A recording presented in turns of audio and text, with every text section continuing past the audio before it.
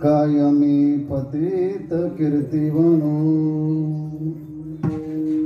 अवतार तुम्हा धराया कारण उद्धरावे जन जड जीवा वाढविले सुख भक्ती भाव धर्म कुळाचार्य नाम विठोबाचे अवतार तुम्हा धराया कारण उद्धरावे जन जड जीवा तुका म्हणे गुण चंदनाचे अंगी तैसे तुम्ही जगी संत जन अवतार तुम्हा धराया कारण उद्धरावे जन जड जीव मस्तक हे पाया मस्तक हे पाया मस्तक हे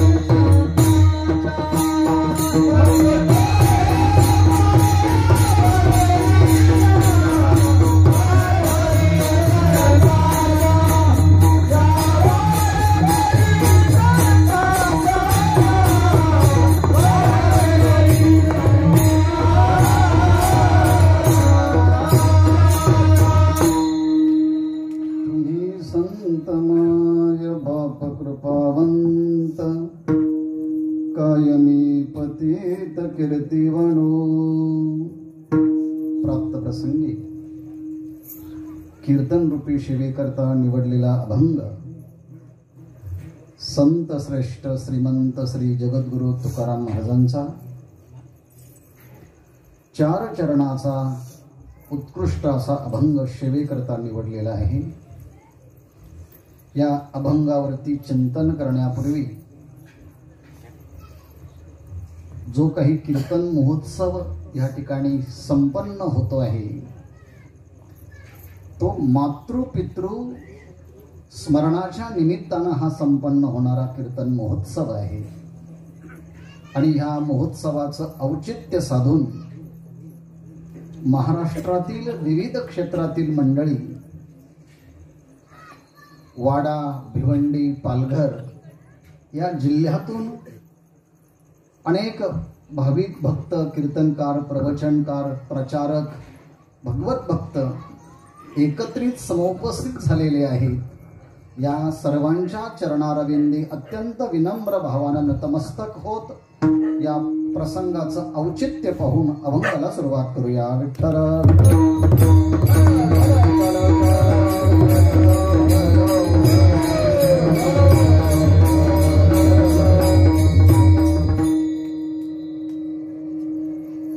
श्री हरिभक्ती परायण काशीनाथजी पाटील साहेब हे सत्प्रवृत्तीचे वृत्तीचे कृतीचे आणि स्वभावाचे आहेत आणि त्यांच्या स्वभावाला साजेल शोभेल अशा पद्धतीची त्यांची सधर्मचारिणी आहेत। या उभयतांचा लक्ष्मीनारायणाचा जोडा कधी आळंदीत दिसतो तर कधी त्र्यंबकेश्वर मध्ये दिसतो तर कधी पंढरपूर मध्ये दिसतो। त्यांच्या वाणीत गोडवा हातात दातृत्व आणि पायामध्ये सत्प्रवृत्ती अशा त्रिवेणी संगमात हे कुटुंब उत्कर्षाला पावलेलं आहे। विठाला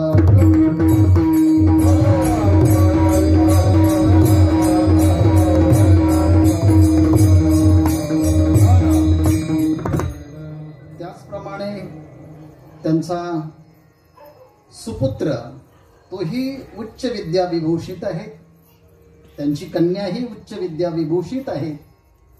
हे सगळं कुटुंब सत्वगुण संपन्न जेव्हा दिसतं आहे, तेव्हा या सत्वगुण संपन्नतेचं कारण जर शोधत बसलो आपण, तर ते कारण म्हणजे आजच्या कीर्तनाचं कारण. विठ्ठल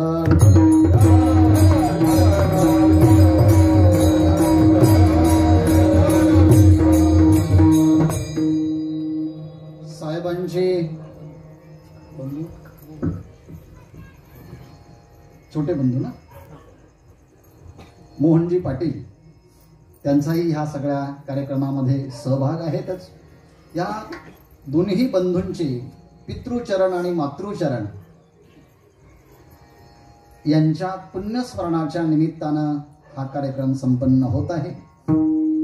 त्यांच्या वडिलांच्या नावामध्येच जगद्गुरु तुकोबारायांचं नाव सन्निहित आहे, म्हणून वैकुंठवासी श्री हरिभक्तीपरायण तुकाराम राघो पाटील, त्याचप्रमाणे त्यांच्या दोघांच्याही या मातोश्रीच्या मध्ये जिजाबाई मातेचं नाव सन्निहित आहे. अशा वैकुंठवासी जिजाबाई तुकाराम पाटील या मातोश्रीचं आणि पूज्यश्री बाबांचं आणि आईचं हे पुण्यस्मरण आहेत. एकाचं 4 वर्षाचं आहे तर एकाचं 19 वर्षांचं आहे. पण संख्येने जरी हे 2 वर्ष वेगवेगळे दिसत असले तरी पती पत्नी शेवटी एकच असतात. आणि म्हणून दोघांचंही पुण्यस्मरण हे एकत्रित करण्याचा मानस यांनी संकल्पित केलेला आहे. विठ्ठल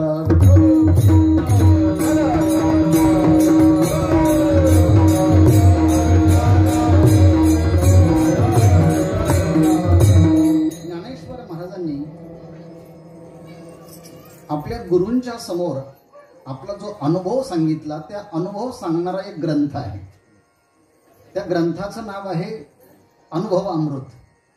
आणि त्या अनुभव अमृत ह्या ग्रंथाच्या मध्ये 10 प्रकरणं आहेत.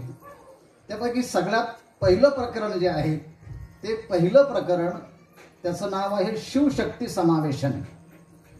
आणि या शिवशक्ती समावेशनामध्ये या जगाचं पहिलं दाम्पत्य शिव आणि शक्ती यांच्या माध्यमातून पती पत्नी कसे असावे याचं दिग्दर्शन ब्रह्मचारी जीवन जगणाऱ्या ज्ञानेश्वर महाराजांनी सांगितलं आहे. म्हणून ज्याला संसार आणि प्रपंचाला प्रारंभ करायचा आहे त्यांनी पहिल्यांदा अमृत अनुभवातलं शिवशक्ती समावेशन हे प्रकरण वाचावं आणि मग संसाराला आरंभ करावा. त्यामध्ये त्यांचं एकता सांगण्यासाठी ते एक दृष्टांत दिलेले आहे 4-5. ते मी नेहमी सांगत असतो. मी जेव्हा बोलतो तेव्हा 2 होठ असतात, पण 2 होठातून शब्द मात्र एकच निघतो.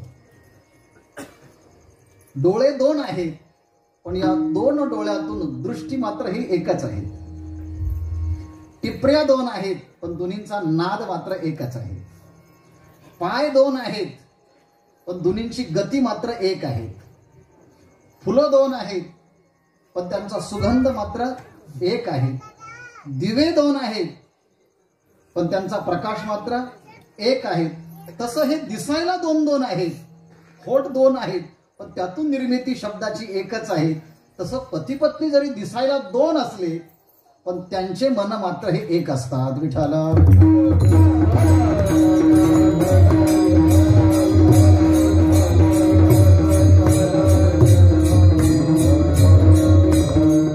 शिवशक्ती समावेशे नमन केले मे ऐसे, रंभा गर्भ आकाशे निघाला जैसा. असं म्हणून आदर्श दाम्पत्याचा व्यवहार कसा असावा. एक वाळलेल्या गवताची काडी सुद्धा इकडनं या बाजूला उचलायची असेल तरी दोघांचं मत एक असतं. हे असं करूया का? हो करूया. म्हणजे पती पत्नी हे आदर्श कसे असावेत. लोकांना दिसायला 2 असतात, पण त्यांचे मन मात्र हे एक असतात. एका मनाचे जे असतात ना, म्हणून तर त्यांना लग्न म्हणतात. लग्न शब्दाचाच अर्थ होतो ऐक्य. दोन्ही हे एकच आहेत आणि या एकतेचं प्रतीक म्हणून हा कीर्तन महोत्सव आहे. विठ्ठल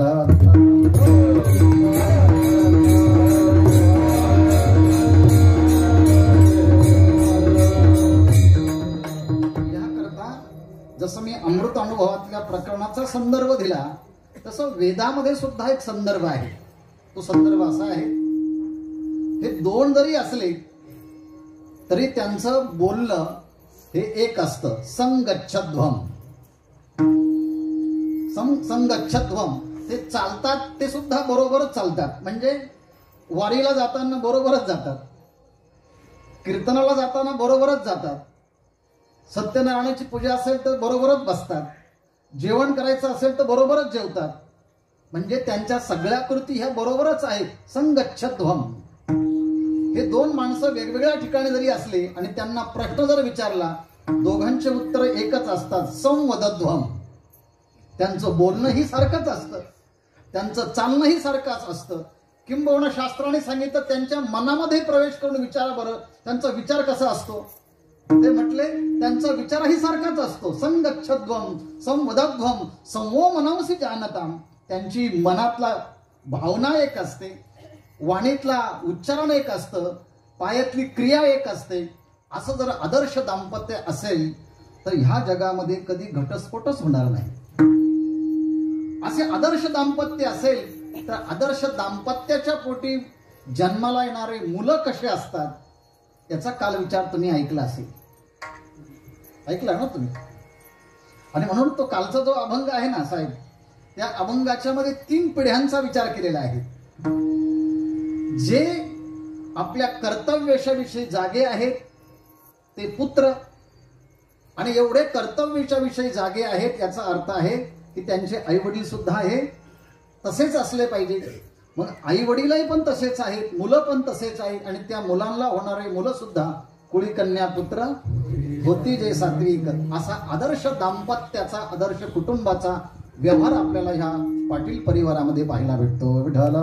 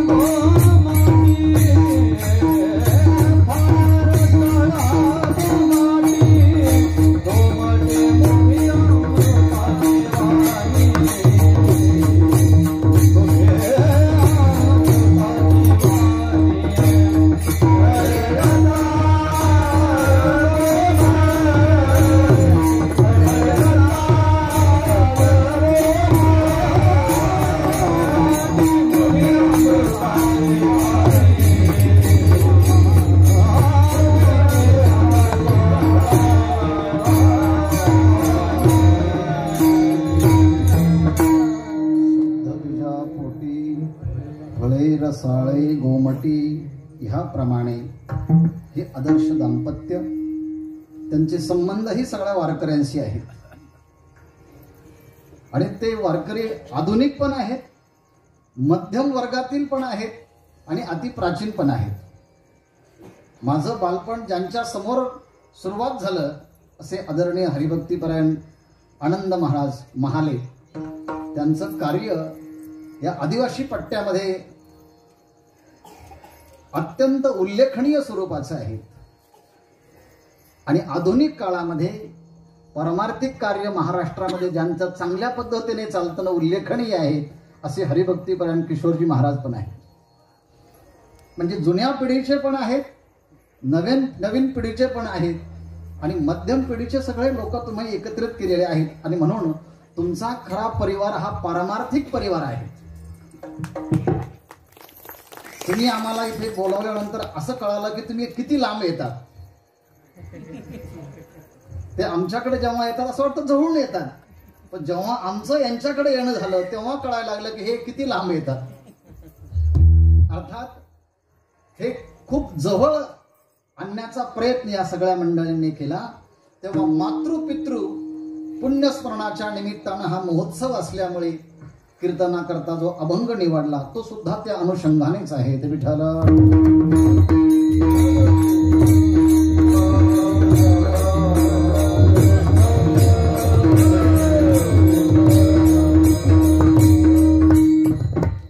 जन्माला आल्यापासून तर शेवटच्या क्षणापर्यंत आपल्या आयुष्याचे वेगवेगळे टप्पे आहेत. त्या वेगवेगळ्या टप्प्यामध्ये वेगवेगळे आश्रम आहेत. आजचा जो कार्यक्रम आहे तो कार्यक्रम आहे गृहस्थ आश्रमातला. 1 ते 25 गटातला जो काही वर्ग आहे त्याला ब्रह्मचारी आश्रम म्हणतात. 26 ते 50 वयोगटातला जो आहे त्याला गृहस्थ आश्रमी म्हणतात. 51 ते 75 वयोगटातील आहे त्याला वानप्रस्थ म्हणतात.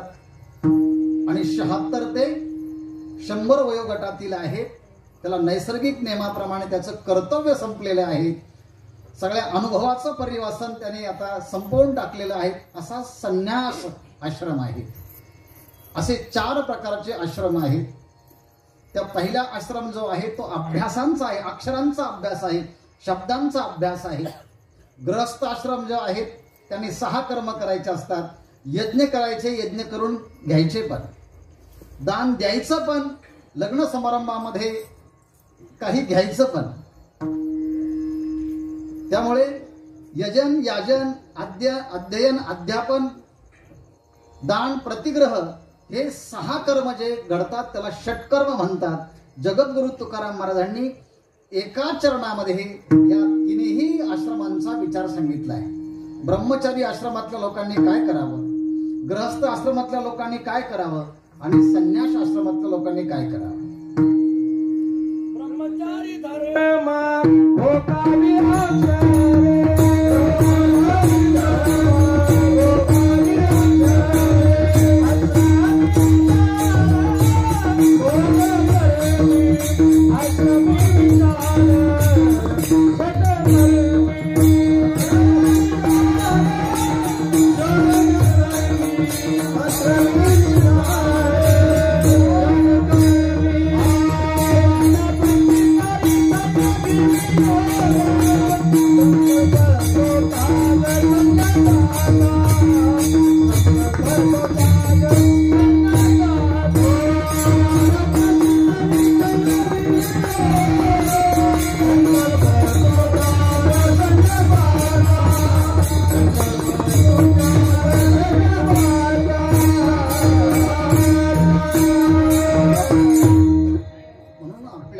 जसा शरीराचा विकास आहे तसा मनाचा पण विकास आहे.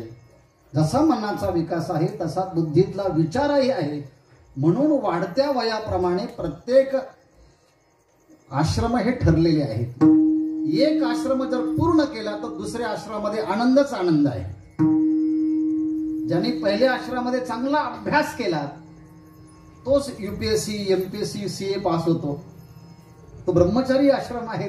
ब्रह्मचारी धर्म घोकावी अक्षरे, म्हणून त्याच्यामध्ये लर्निंग प्रोसेस इम्पॉर्टंट आहे. ब्रह्मचारी आश्रमामध्ये काय असेल तर लर्निंग आहे.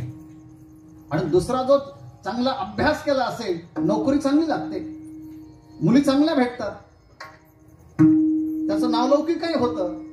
आणि म्हणून दुसरा जो आश्रम आहे तो अर्निंग प्रोसेस मध्ये येतो.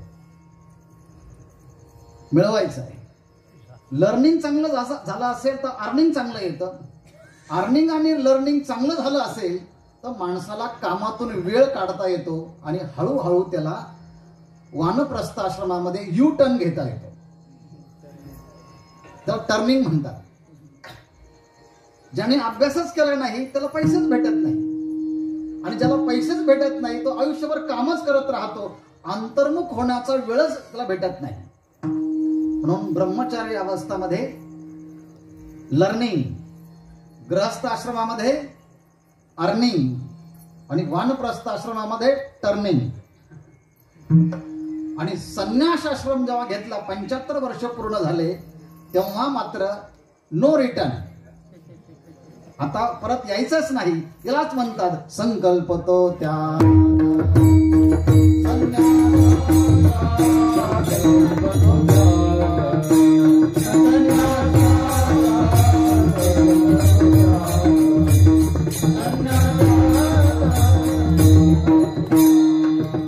वानप्रस्थ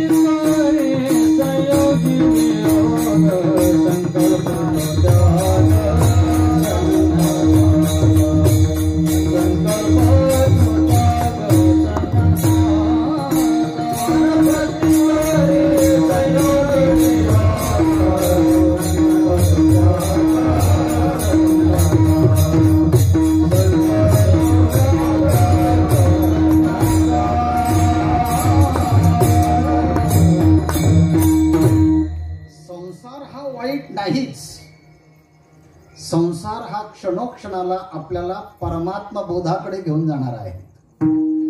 फक्त तो समजला पाहिजे. तो जाणीवपूर्वक जर केला तर प्रत्येक कृतीतनं मनुष्य परमार्थाकडे निघतो. पण जाणीवपूर्वक संसार नाही केला तो पशु पक्षाईपेक्षा अधम होतो. म्हणून शास्त्राने सांगितलेल्या विधीने जर विषयांचं सेवन केलं तर तो त्यागच सांगितलेला आहे.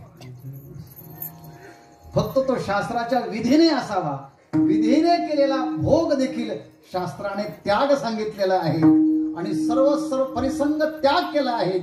मन मात्र लोकांच्या मध्ये राहत असेल तर तो दिसायला त्याग आहे, आतून भोगच आहे. विठ्ठला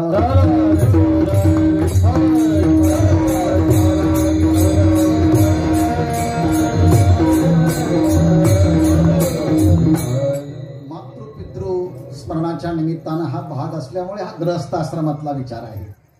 या गृहस्थ आश्रमामध्ये सर्वात महत्वाचा भाग आहे आई आणि वडील या दोघांनाही शास्त्रामध्ये प्रत्यक्ष देवाचं स्वरूप मानलेलं आहे. आपण देव कधी पाहिला नाही, दिसला नाही आपल्याला, पण शास्त्रामध्ये 4 प्रकारच्या देवता सगळ्यांना डोळ्यांनी पाहता येतात. सगळ्यांना त्यांना स्पर्श करता येतो, सगळ्यांना त्यांचा अनुभव घेता येतो. या 4 देवता सगळ्यांनाच माहिती आहे. ज्यांना ज्यांना देव माहिती नाही ना त्यांना शास्त्राने सांगितलं या 4 पहा आणि यांना देव माना. यांच्या ठिकाणी देवत्व आहे. यांना तुम्ही सन्मानाने वागणूक दिली तर तुमच्या ठिकाणी देवत्व आपोआप येत असतं. आणि त्या देवतेच्या मध्ये सगळ्यात महत्वाचा वर्ग आहे आईचा वर्ग आहे. शास्त्राने सांगितलं आहे मातृदेवो भव. दुसरा वर्ग आहे पित्याचा, पितृदेवो भव. हे दोघंही आई वडिलांच्या स्थानी आहेत. म्हणून तर सकळ तीर्थांचे धुरे जे का माता पितरे. तिसरा वर्ग आहे आपल्या घराच्या समोर काही न सांगता एखादा 12 वाजता जर आला तर त्याला काहीच विचारू नये, किमान पाणी तरी पाजावं, फुकाचे जीवन तरी त्याला द्यावं. नाही दूध घालता आलं, नाही दही करता आलं तर ताक तरी पाजावं. आता ताकही विकत भेटतं म्हणून दूध पाणी तरी द्यावं. हे जमत असेल ना त्याला अतिथी देवो भव म्हणतात. आणि आपल्याला ज्यांनी ज्ञान दिलं आहे तो आपल्या घरामध्ये गुरु म्हणून सन्मानाने त्याला वागणूक द्यावी. तो आचार्य आहे, तो गुरु आहे, त्यालाही देव मानावं. मातृदेवो भव, पितृदेवो भव, आचार्य देवो भव, अतिथी देवो भव. गृहस्थ आश्रमामध्ये या 4ही जणांना सन्मानाचंच स्थान द्यावंही आणि घ्यावंही. विठ्ठल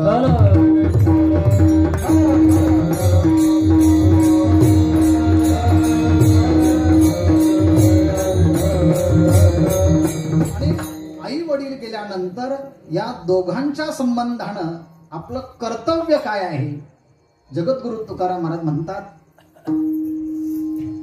आपण जोपर्यंत जिवंत आहोत तोपर्यंत आपल्या मनाने, शरीराने, बुद्धीने आणि कृतीने एकच काम करावं. वाढवी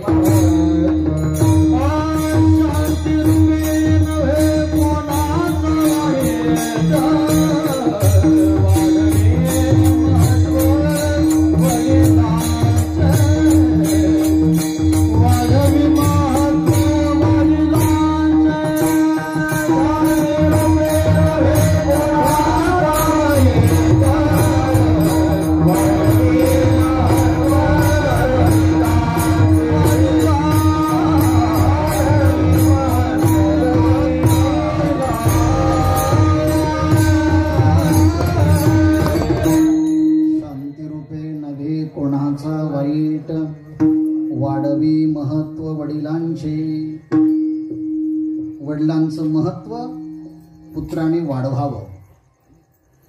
याच विचारामध्ये दुसरा पुढचा विचार येतो. पुत्राच्या हातून जेव्हा एखादं चांगलं काम घडतं म्हणजे परमार्थामध्ये दानाचं असेल, यज्ञाचं असेल, नामस्मरणाचं असेल, सप्ताहाचं असेल, अनुष्ठानाचं असेल, जेव्हा आपल्याकडनं चांगलं काम घडतं तेव्हा पुत्राने म्हणायचं नाही मी केलं आहे, माझ्यामुळे झालं आहे, असं नाही. आमच्या वडिलांची पुण्याई आहेत, त्या पुण्याईचा परिणाम म्हणून आमच्याकडनं हे चांगलं घडतं आहे. जगद्गुरु तुकोबारायांनी ही परंपरा आपल्या सगळ्या वारकऱ्यांना दाखवलेली आहे, त्याचं मार्गदर्शन केलेलं आहे. आम्ही जो परमार्थ करतो आहे ना, हे परमार्थ आमच्या कर्तृत्वाने नाही, माझ्या वडिलांचे मेराचे ना देवा, माझ्या वडिलांचे मेराचे ना देवा, माझ्या वडिलांचे मेराचे ना देवा, माझ्या वडिलांचे मेराचे ना देवा, तुझी चरण सेवा पांडुरंगा, तुझी चरण सेवा पांडुरंगा, उपवास करणे राखेला कायमंता, उपवास करणे राखेला कायमंता, तुझी चरण सेवा पांडुरंगा, तुझी चरण सेवा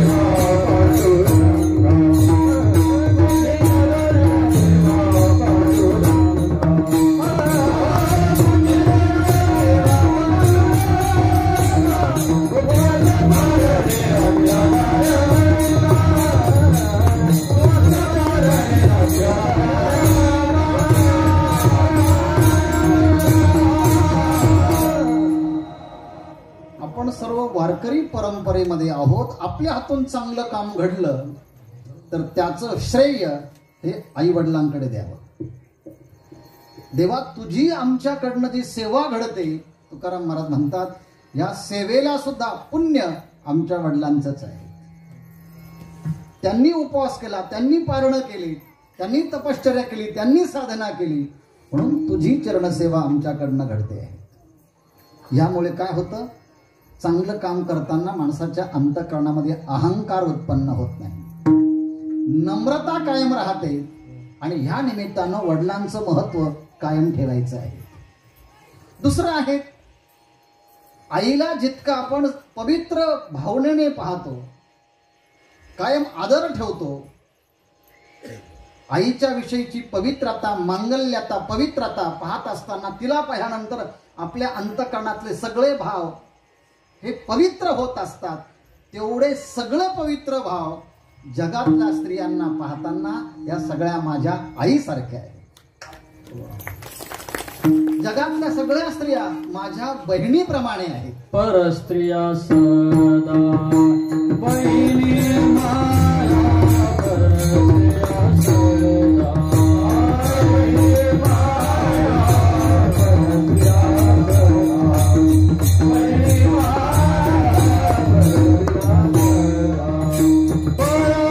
परोपकारिणे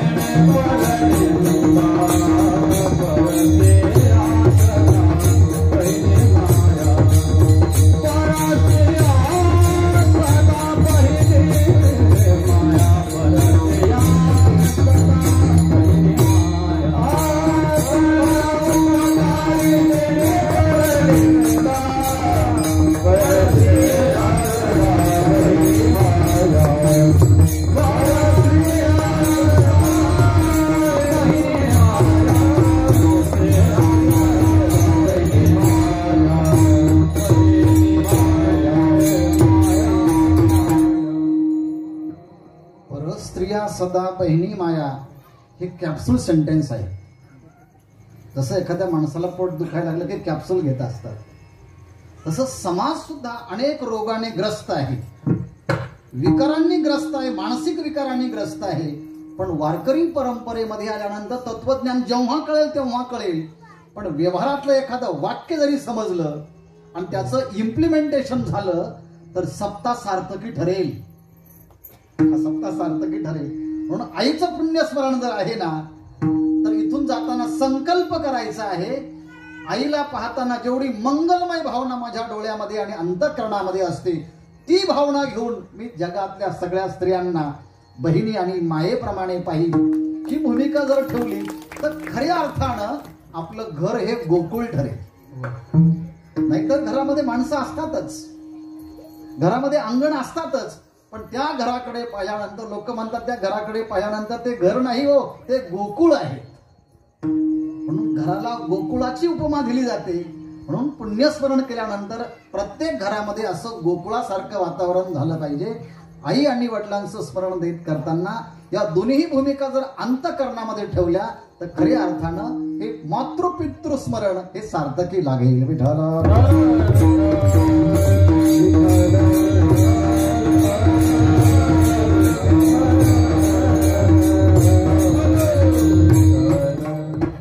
प्रत्येक वाक्य जरा विचारपूर्वक ऐका. हळूहळू तुम्हाला शेवटच्या क्षणी या अभंगामध्ये प्रवेश करताना सहज जाणवेल, अरे बरं झालं पहिलं वाक्य आपण नीट ऐकलं. नाहीतर एक वाक्य सोडून दिलं तर दुसऱ्या वाक्यामध्ये प्रवेश होणार नाही.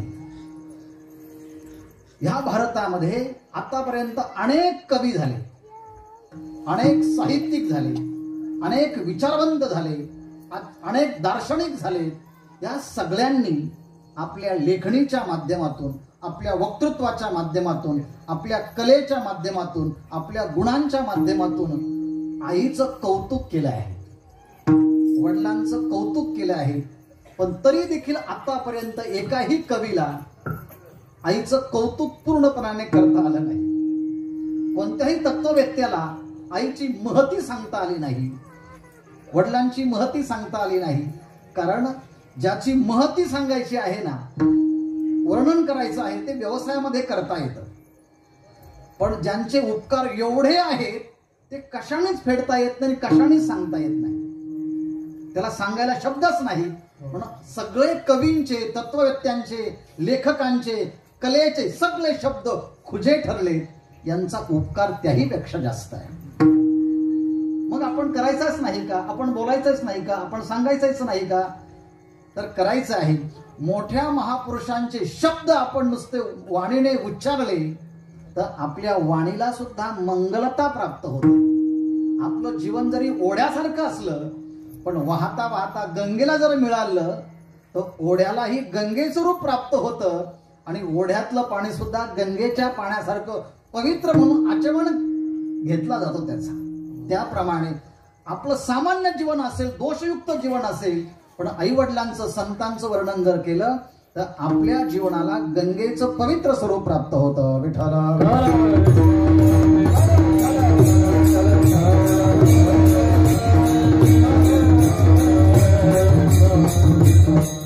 या अभंगाच्या मध्ये वर्णन करताना जे काही विशेषण दिले आहेत त्या विशेषणांच्या मध्ये संतांना दुसरा विशेषण दिले आहेत की तुम्ही आई आणि वडिलांसारखे आहात. तुम्ही संत कसे आहात?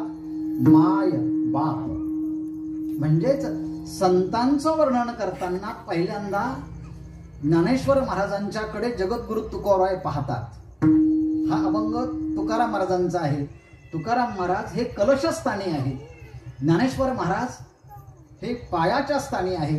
हा अभंग समजून घेताना एक वाक्य समजून घ्यायचं आहे की आपण मोठं झाल्यानंतर आपल्याला काही काळ सिंहावलोकन करता आलं पाहिजे, आपल्याला मागे पाहता आलं पाहिजे. नाही तर कर्तृत्वाने माणसं पुढेच जातात पण आपल्या पाठीमागे काय आहे याकडे कुणी पाहत नाही.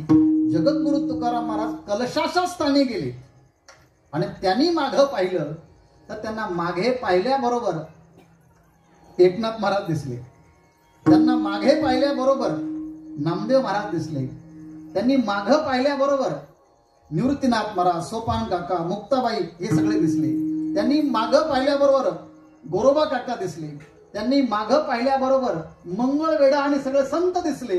आणि म्हणून त्यांच्याकडे पाहताना लहान्यांनी मोठ्याकडे पाहताना नेहमी कृतज्ञता व्यक्त करावी आणि आपली ओळख हा शहाणा, बुद्धिवान, कवी अशी म्हणून नाही झाली तरी चालेल, पण हा कृतज्ञ आहे एवढी जरी आपली ओळख झाली तरी तो सर्वश्रेष्ठ ठरतो.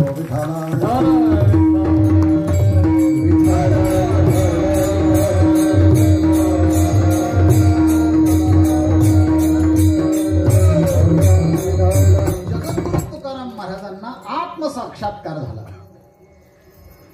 सगुण निर्गुण परमात्मा त्यांना अनुभूतीला आला आणि त्यांनी मागं पाहिलं की एवढी अनुभूती मला कोणाच्यामुळे आली असेल तर सिंहावलोकन करून त्यांची दृष्टी ज्ञानेश्वर महाराजांच्या पर्यंत गेली आणि सगळ्यांना एकत्रित करून त्यांच्यासाठी पहिला शब्द बाहेर निघाला, तुम्ही कोण आहात? तुम्ही संत माय बाप कृपावंत, तुम्ही संत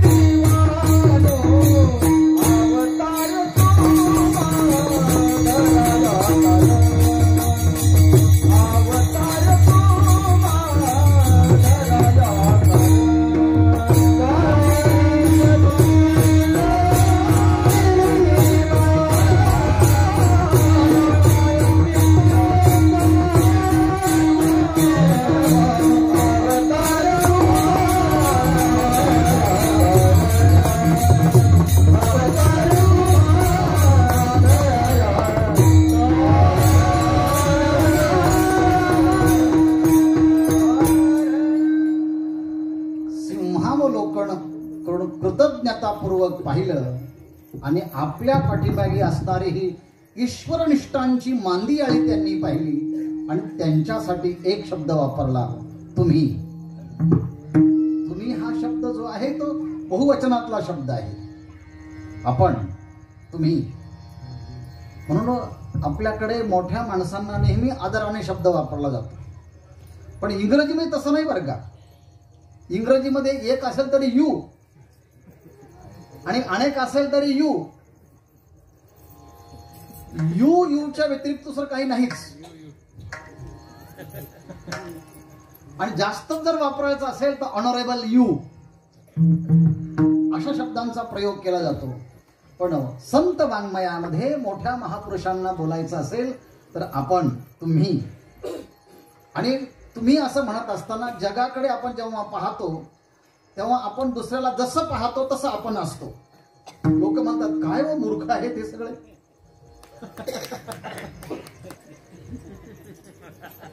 तेव्हा त्यांना म्हणावं, as you think so you become, किंवा as the vision so the world.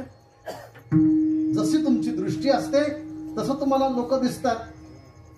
काय लोक मूर्ख आहे सध्याचे. आपण म्हणावं, हो ना, हो खरंच आहे, अगदी खरं आहे. पण ज्यांना परमात्म्याचा बोध झाला ते जेव्हा जगाकडे पाहतात तेव्हा त्यांच्या अनुभूतीने जेव्हा जगाकडे पाहतात तेव्हा संतांना काय दिसत असेल, सगळे संतच दिसतात. दुर्योधनाला एकही चांगला दिसला नाही, पण त्याच धर्मसभेमध्ये युधिष्ठिर होता. त्याला विचारलं, यात वाईट कोण आहे? ते म्हटले, वाईट कोणी नाहीये, सगळे चांगलेच आहे. देखे आपुलिया प्रतिती जगाचे मुक्त. जे मुक्त झालेले आहेत त्यांना सगळे लोक मुक्तच दिसतात. आम्ही ना देखो अवगुणा, आम्ही ना देखो अवगुणा, आम्ही ना देखो अवगुणा, आम्ही ना देखो अवगुणा, आम्ही पवित्र सहा,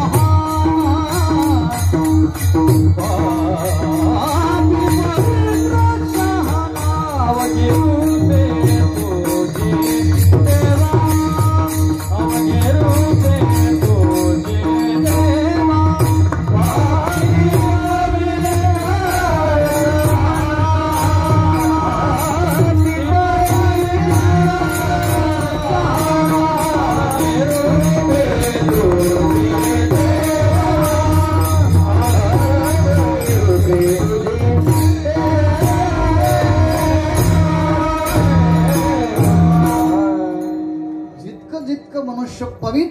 जातो, जितकं जितकं मनुष्य गुणवान बनत जातो तितकं तितकं त्याला सगळे माणसं निर्दोष दिसतात.